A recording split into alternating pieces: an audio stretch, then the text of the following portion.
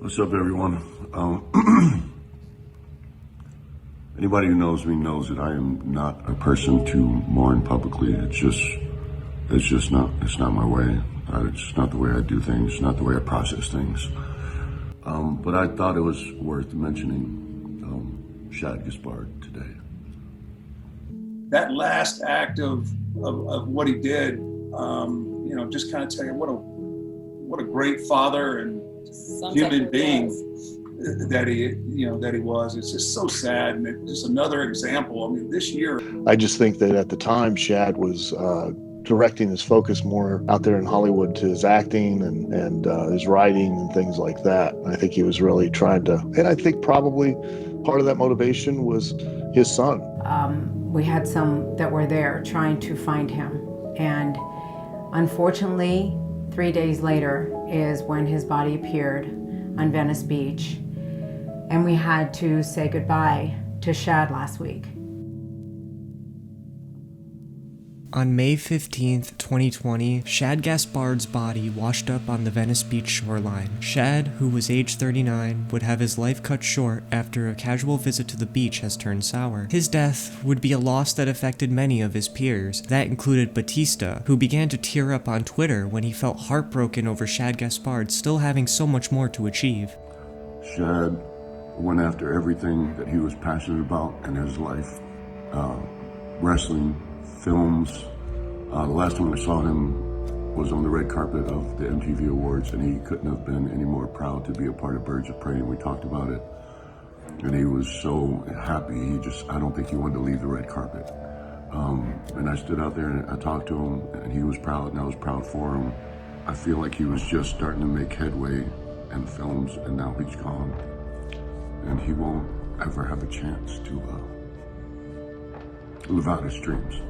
And that bothers the shit out of me. There's a lot of darkness in professional wrestling that enables lifestyles of drug use, constant injury, and workaholism. Many wrestlers fail to make it to 65 due to these factors. For Shad Gaspard, however, this was not the case. He did much more than just wrestle. He was an actor, an MMA fighter, a bodyguard, and to his wife, a superhero. Join me as I share the life of Shad Gaspard and what truly made him such a legend. Shad was born in Brooklyn, New York on January 13th, 1981. His parents were originally from Haiti. His father used to work for the mafia and would fight for money on the streets before turning to a profession as a boxer. Bard's mother was also a fighter. She was a kickboxer trained in Muay Thai. Shad would find an interest in professional wrestling after his dad took him and his brother to an untelevised show at Madison Square Garden. The likenings of Hulk Hogan led to him falling in love with the sport. His father would teach Shad boxing and mixed martial arts by the age of 5, and by age 16, Shad would develop an aggressive fighting style that gave him a successful run in various fight clubs. Although the citation is lost to time, it is claimed he held a win-loss record of 35-7 in MMA and 57-26 in kickboxing. He also played sports extensively throughout high school and college, including basketball. However, a young Shad Gaspard would find himself exploring a more dangerous lifestyle. The Undefeated did an article on the tragic loss of Shad and previously held an interview with him back in 2016. It quotes, "When he was younger, Gaspard ran with the wrong crowd and did things he wasn't supposed to. As a teen, he was boxing adults in a strip club. A close family friend was Frank Lucas of American Gangster fame. Uncle Frank is what Gaspard called him. I made money protecting drug dealers. I made money collecting money. I made money doing real gangster stuff." Shad would then become a contracted bodyguard and protected a number of celebrities including P. Diddy, Britney Spears, and distinctively Mike Tyson. During an episode of Hit the Ropes Radio, Shad briefly discussed his affiliation with Mike Tyson during that job. I wasn't with Mike for a long time. I was only with him for a short amount of time on a couple of different jobs. I saw him and I was like, I'm a fan, but as a bodyguard, I can't be a fan. I have to be a bodyguard. And for a while, he thought I didn't like him. Until finally, he was like, other guys gave him the egg. He was like, man, Beast loves you, man. He thinks you're awesome. And so finally, I got more relaxed around him. Mike's a great guy. He's honestly one of the most loving guys you probably ever meet. The only problem is, when you have such a big heart and you wear it on your sleeve, you show it to everybody, and people always try to manipulate and use that. Feel free to check it out in the I Miss Shad Gaspard playlist. Yo, yo, yo, yo! Shad Gaspard and JTG, it's Cryme Tyme! Brooklyn, Brooklyn! Shad was willing to put that all behind as he pursued an interest in wrestling when he entered Tough Enough 2 in 2002. Because if I make it, then give me an opportunity to do something a lot of people don't get to do. Where he made it into the final 13. Sadly, he was disqualified for failing a physical, but WWE talent still reached out to him to continue training with Ohio Valley Wrestling. OVW was WWE's developmental playground, where they would send their superstars, both veteran and upcoming, to train. Thanks, Jim Cornette. Shad would then be paired with his longtime friend JTG, who went by Neighborhoody. Together they formed the team Gangster Stars. In OVW, they feuded with CM Punk and Kane. Finally, it was their time to shine. September 4th, 2006, Cryme Tyme made their television appearance. The two would comically rob a smoothie store in order to do a trial to test their speed. JTG would walk up to the camera and give a shout out to his homeboy, while Shad would be in the background robbing the place. Shad would be disappointed at their attempt until JTG offers that they could try again at the pizza shop next door. They look at each other and immediately walk over to the pizza shop. And while Cryme Tyme could be considered pandering to the gangster stereotype, a lot of the jokes and characterization was pitched by Shad himself. It was simply Shad just being himself. Gaspard wanted to make two things clear to me when we spoke. In his past life, he was the gangster his character was perceived as being, but Cryme Tyme wasn't a group of gangsters. The character he played on screen, he argued, was only gangster if you considered a black man in streetwear to be involved in gangs. Yes, he wore tank tops, baggy jeans, and Timberland boots, but so did white wrestlers. Yeah, he had cornrows, but that's cause he liked having long hair. Gaspard didn't even rap, even though it was assumed that Cryme Tyme did. Vince McMahon began to take interest in Shad and JTG's performances with OVW. Shad remembers Vince going, "I saw the yo-yo homeboy thing you guys are doing in OVW and I fucking love it." Cryme Tyme would make their Raw debut on October 16th, 2006. Shad and JTG would display a lot more of a street style when it comes to fighting. They also like to use the ropes a lot. Cryme Tyme was just a bunch of rambunctious scammers. They were all about making that money. Yeah. Money. They've had bits where they would auction various items, including Lillian Garcia's chair. The vibe I get from this pair is similar to the In Living Color sketch called the Homeboy Shopping Network, where two dudes are also trying to get a quick buck out of various objects they are obviously stealing and or pawning. Yo, not only will you get like all the cable stations out there, but you'll be able to talk directly to the astronauts. One notable moment is that time DX tried scalping tickets from Cryme Tyme on an episode of Raw. As the two talk about their wares, Triple H looked rather confused by their conversation. Shawn then takes a moment to talk to Triple H, where Shawn said, "Let me handle this. I speak jive." When asked about the obviously offensive racial undertones of the bit, Gaspard took credit for pitching that line for Michaels. He poached it from a scene in the 1980 comedy Airplane.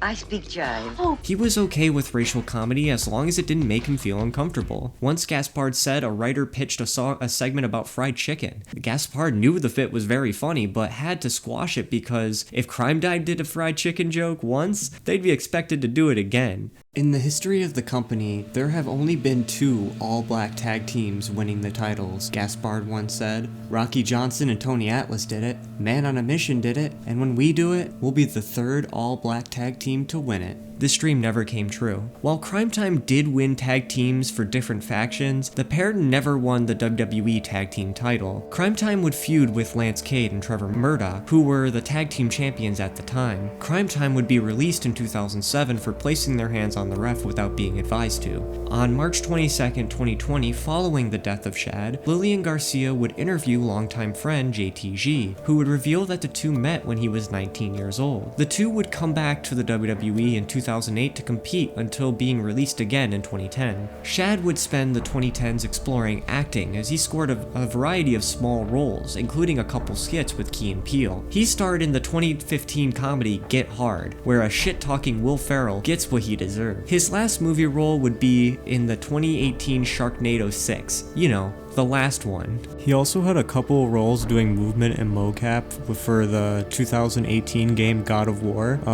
He wasn't Kratos, but he was an assisting role for that. In the Telltale Batman game, he did the motion capture for Bane. There's even a really intense video of the Batman vs. Bane motion capture in live action that featured Gaspard and made him do some pretty wild shit. He is also the co-creator of a graphic novel known as Assassin and Son, which came out this year. Him and JTG would wrestle together through the independent circuit sporadically throughout the late 2010s. I just wanted to have fun and wrestle.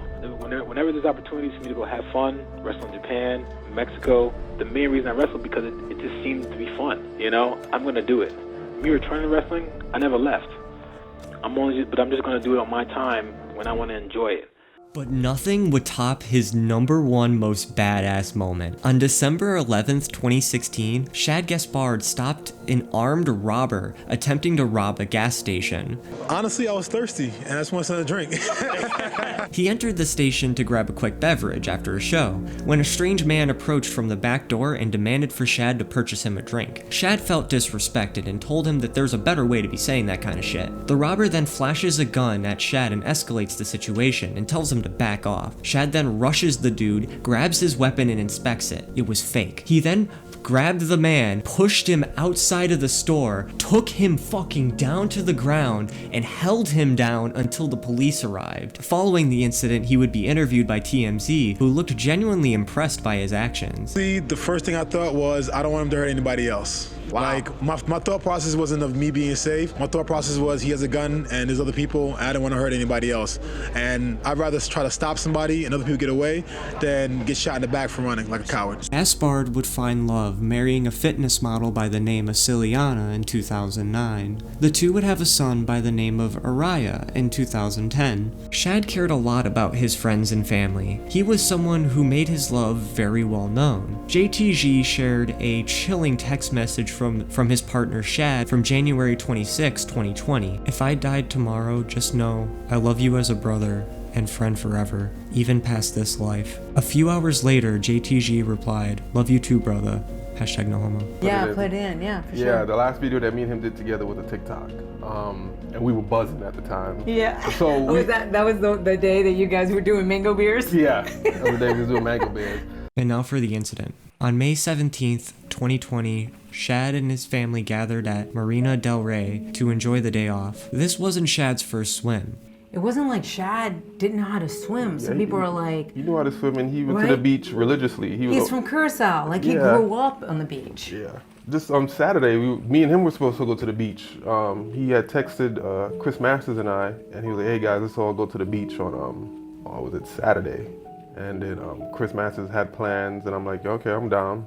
I didn't hear from him that Saturday, and he went Sunday with his family. However, not even experience can prevent the sudden turmoil of death. Shad and Araya were spending a good bit of their time hanging out in the ocean until the current started to pick up. The strength of the waves grew stronger as lifeguards started to run into the water. He handed off his son and pushed him and said, "Save my son." They did just that. However, by the time they came back for Shad, he was nowhere to be seen. He disappeared under the ocean's current. Lifeguards immediately began searching, but with no luck. 3 days later, Shad's body was finally washed up on the shore. And we have some sad news to report. The search for a former pro wrestler caught in a rip current off Venice Beach is now over. Authorities confirm his body has now been found. Sunday night, I was getting ready to go to bed, and she called me from Shad's phone, and it was his wife, and his wife told me that Shad was missing. And at first, the first thing I thought it was a prank, because we always pranked each other. We were on the beach with flashlights looking for Shad. So we was there for I was there till a little past midnight, and I think that day I accepted it. I had to accept it. Yeah, I didn't.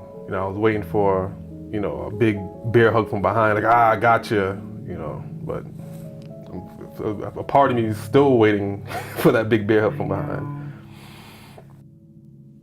Many professional wrestlers tend to have gimmicks or acts that protrude an altered persona of themselves. However, Cryme Tyme didn't really have that. The characters that they were pretending to be were basically just themselves. They just wanted to have fun. Shad Gaspard on the outside looked rather menacing, standing at 6'9", 285 pounds. But on the inside, he was empowering, conscientious, and most abundantly, heroic. Shad wanted to prove to the world that you can succeed if you put your mind to it. He didn't want to display himself as a coward. Following his death, a fundraiser for the Gaspard family reached its goal of over $100,000. The successful funding will help pay for funeral costs as well as college funds for Araya. The fundraiser is still up. I'll have the link to it in the description below. I hope this video can help time capsule Shad Gaspard's remembrance as a true hero that still had just so much more to achieve. Thank you guys for watching this, and more to come.